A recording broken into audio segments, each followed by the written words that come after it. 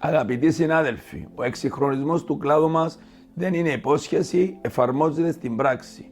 Ο εξυγχρονισμός είναι ήδη εδώ, γιατί ως Συμβούλιο έχουμε επενδύσει και συνεχίζουμε να επενδύουμε στην τεχνολογία. Μεταξύ άλλων, ψηφιοποιήσαμε πολλές διαδικασίες με τις αιτήσεις και τις ανανεώσεις αδειών να γίνονται ηλεκτρονικά από το 2019. Δημιουργήσαμε την επίσημη διαδικτυακή πύλη κτηματομεσίτες.com. Θέσαμε σε λειτουργία το ψηφιακό μητρό εγγεγραμμένο κτηματομεσιτό, κάτι που εφαρμόστηκε για πρώτη φορά στην Κύπρο.